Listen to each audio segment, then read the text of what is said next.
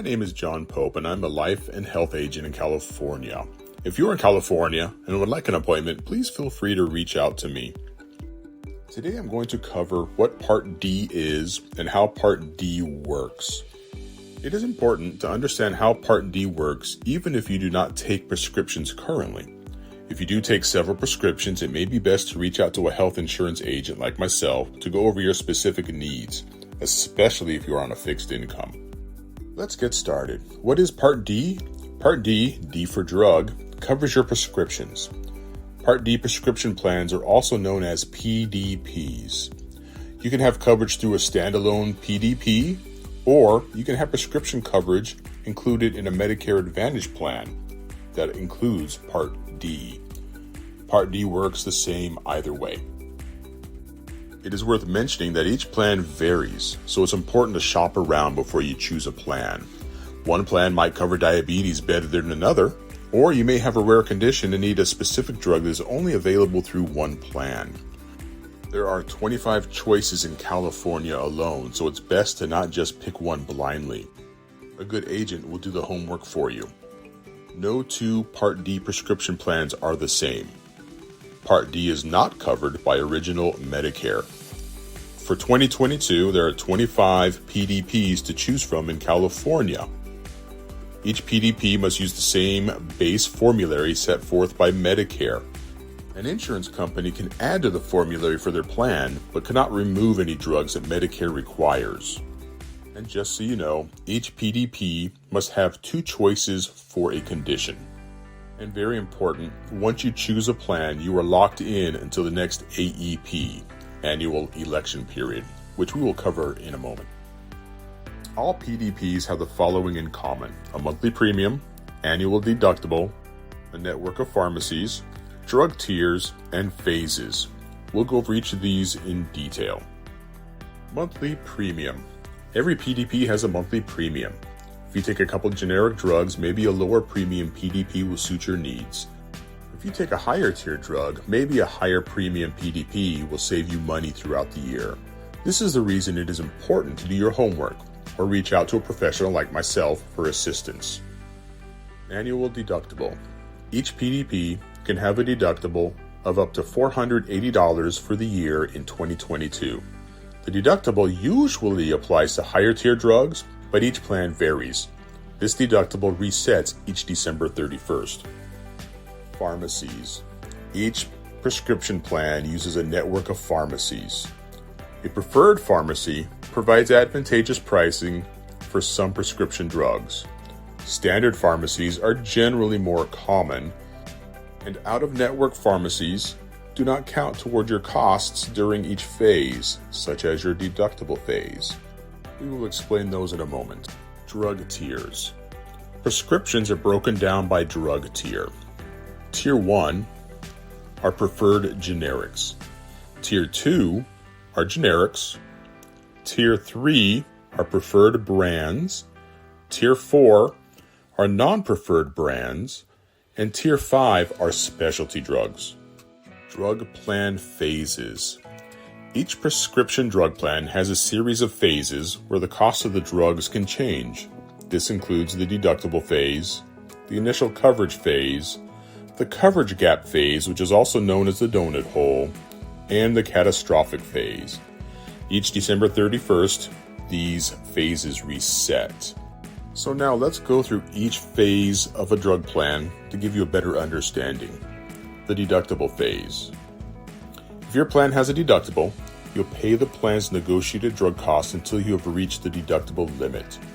For 2022, PDPs can have a deductible of up to $480. Once you have met the deductible, you will move into the initial coverage phase.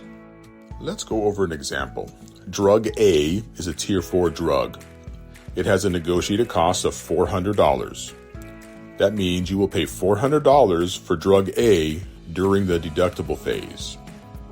The initial coverage phase. During this phase, you will pay a co-payment or co-insurance for each prescription, and your plan will pay the difference up to the negotiated drug cost. When this total reaches $4,430 for 2022, you will then lose your coverage and fall into the coverage gap. also known as a donut hole. Prescriptions paid for during the deductible phase and the initial coverage phase count toward the $4,430 with a couple exceptions. Your monthly premium is not included in this total.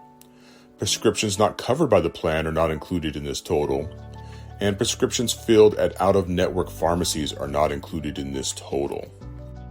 Carrying on with our example, during the initial coverage phase, drug A will cost you $45, while the insurance company pays the remaining $335 on your behalf. When yours and the insurance company's total payout reaches $4,430, you will then fall into the coverage gap. The coverage gap phase, also known as the donut hole. During this phase, you will pay 25% of the cost for generics and brands. Manufacturers may offer additional coverage for some tiers during this phase, but will vary.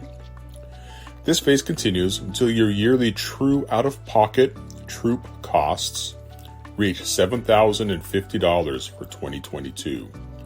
From here, you move to the catastrophic coverage phase.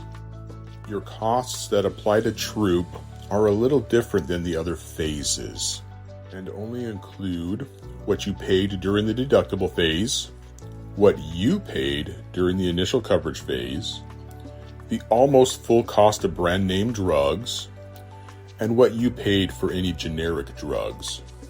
About 12% reach this phase. Keeping with our example, remember drug A has a cost of $400, so 25% of $400 is $100. The catastrophic coverage phase. During this phase, you will pay the greater of either a co-payment for each prescription, $9.85 for brand name drugs or $3.95 for generic drugs, or a co-insurance amount for each prescription that is 5% in 2022. This will remain in effect until December 31st when the phase is reset.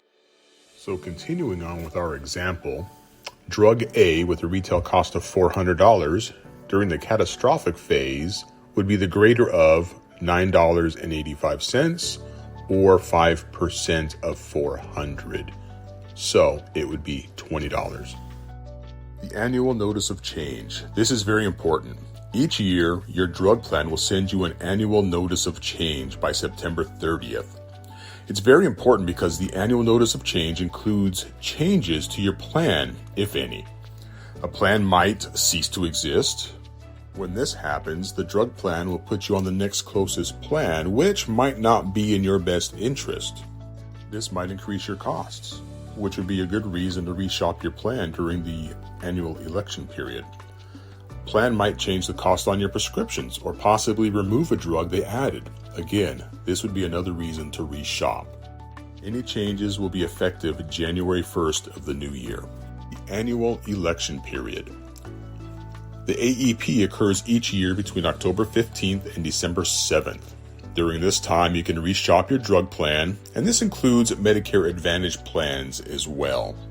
A few reasons you might want to reshop. You're on a fixed income and you want to try to save some money. Your Part D prescription plan might cease to exist. Your Part D prescription plan coverage might have changed. You might have new prescriptions, so a new plan might save you money. Or your first year on a Part D prescription plan might have been a partial year, so a new plan might save you money. I hope this short video helped in your understanding of Medicare Part D. If you're looking for an agent to handle the application process for you, or you have questions, please feel free to reach out to me. I'll be happy to assist. My services are at no cost to you.